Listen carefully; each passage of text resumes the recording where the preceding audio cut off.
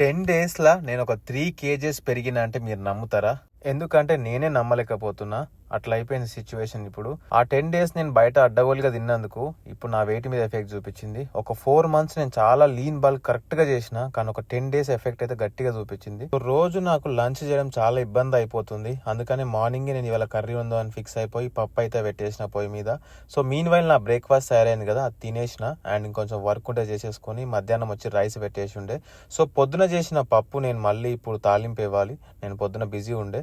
ఇంకా లంచ్ తినేసి నేనైతే ప్రీ వర్కౌట్ లాగా ఒక లెమన్ వాటర్ తాగేసి జిమ్కి అయితే పోదామని ఫిక్స్ అయ్యి స్టార్ట్ అయిపోయినా.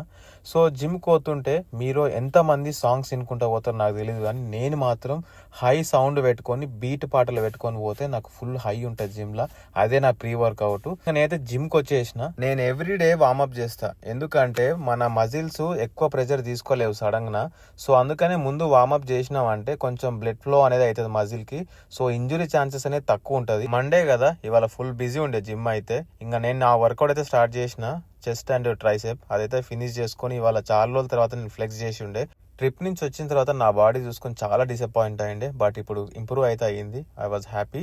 ఇంకా ఇంటికైతే స్టార్ట్ అయినా, బట్ కార్లో ప్రెజర్ తక్కువ అయింది. అందుకని కాసుకోపోయి గాలి కొట్టేసి ఇంకొక రైస్ కేక్ తింటూ అయితే గ్యాస్ స్టేషన్ దగ్గర ఆపుకొని గ్యాస్ కొట్టించుకుండే. That's for the day. See you tomorrow.